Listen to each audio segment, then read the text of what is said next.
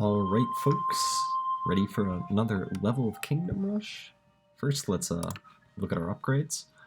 We have a myriad of options here. I'm just going to get this one, which is Conscripts. Conscripts have more health and are better equipped. And let's get into it. This level is called Pagras Campaign. While your men celebrate your victory over the Goblinoid and Orcish troops, a messenger bears bad news. The township of Pagras is under siege by an overwhelmingly superior force. This is clearly an attack upon the kingdom. War is upon us. Alright. Let's do it. Let's beat these fools. So we can see there's 11 waves coming out. We got 20 lives as typical, 300 gold. It looks like there's going to be two paths that the enemy come down, and then they'll converge around here. So let's build a bombard tower there, and they'll start like moving down this path all the way down. We'll get a barracks so we can stop up the enemies near this bombard, and let's just get an archer tower up here for now. Alright. Let's keep plopping down reinforcements as much as we can, just to slow the enemies down, and get some chip damage on these goblins as they come out. Earn a little extra money a little faster. This is going to be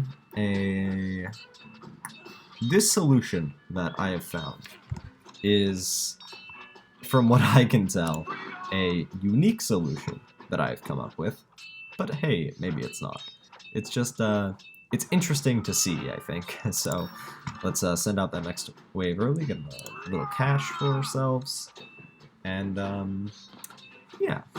The first few waves are pretty simple. Goblins are easy to kill, and we can see there are orcs coming out here, so let's get a mage tower up here, and we'll keep putting conscripts down, so so they stop them up. Alright, let's put out a rain of fire, and then send out the next wave. So, just something I've noticed, and maybe it's good, maybe it's bad. It seems... Uh-oh. Uh-oh. Oh god. Alright. Let's make sure we don't leak any lives here. Which we might do. Oh. Are we saving it? Whew, we got there. Yeah. Never get complacent, I guess, is the lesson we learned there. Make sure we're always upgrading towers. I'm going to sell this one and get another Dwarven Bombard. So, hopefully, we'll be able to stop up all the things that are coming down here, and they'll get taken care of by our Bombard towers when they all group up here, inevitably. And we won't have a repeat of that. Just to make sure that happens, we'll get another barracks, and we can send out the next wave for 1 extra gold that time.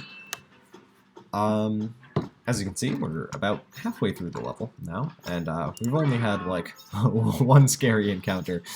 Just make sure to watch out for, I think, wave 3. It might have been when the wolves come out. Make sure you're vigilant on that wave if you're using this strategy. Yeah, my playstyle has definitely evolved over the years that I've played this game. We'll send out that wave a little bit early, get some extra cash, get our reinforcements refreshed, and we're gonna upgrade this bombard tower as soon as we get enough money for it.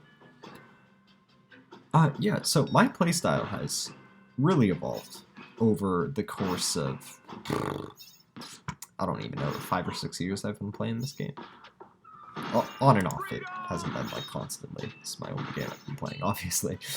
But yeah, it's really evolved. I think the bombard towers and the barracks are the towers that like get the most use in my levels now, which is kind of crazy considering that I almost never used to buy them. But I really think, like, if at any point you can get a choke point where we'll check out that new enemy in a minute, where like a lot of enemies are being grouped up right here. You always want at least one bombard tower or artillery tower, but you probably even want two. So let's look at what these new guys do.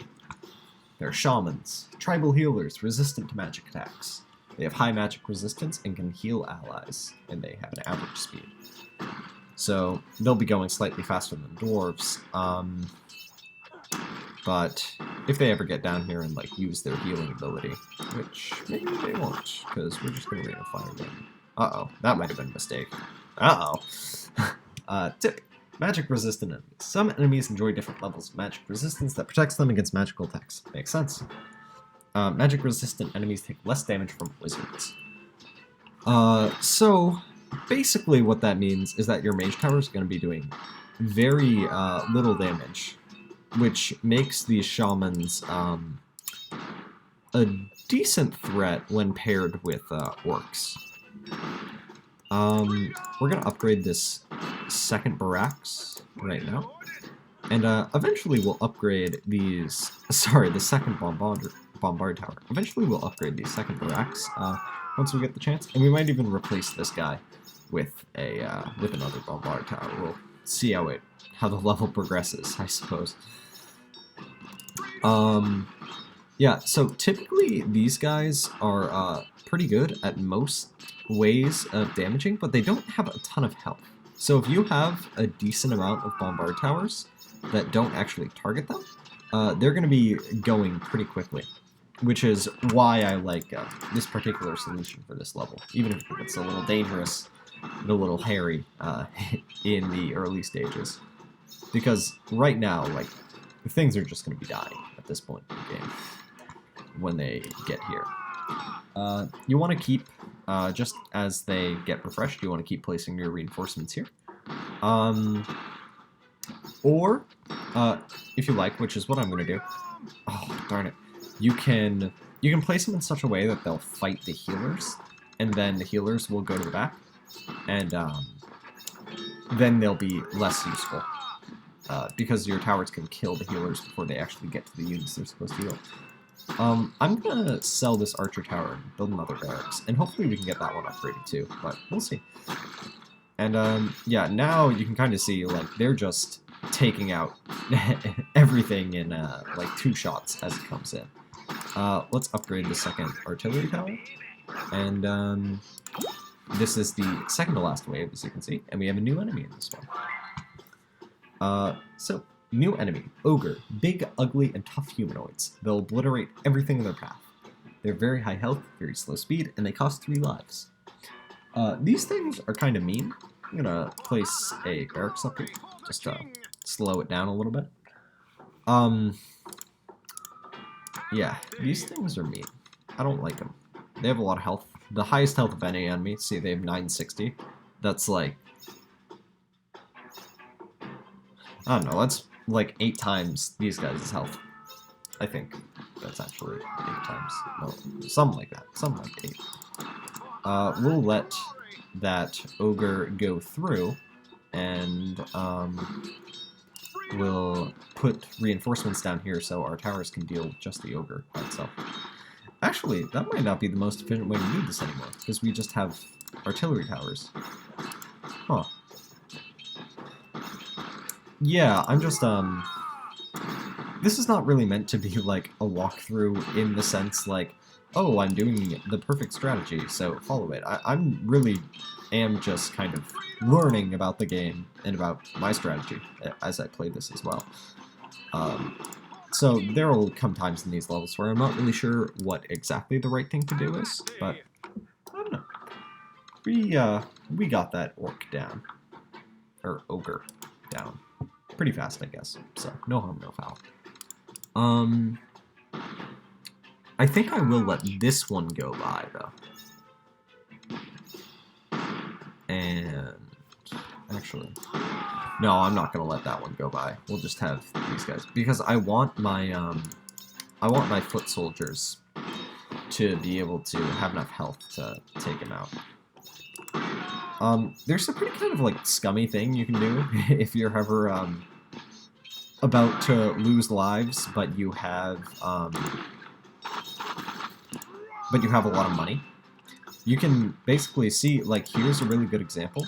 You can buy a barracks, and then when all the troops in the barracks die, you can sell the barracks and buy a new one, and it instantly trains 3 more troops instead of you having to wait. This ogre is going to be down, and that should be the final challenge in this wave, which is pretty good. Yeah, so that was Pagras, I believe. No lives lost.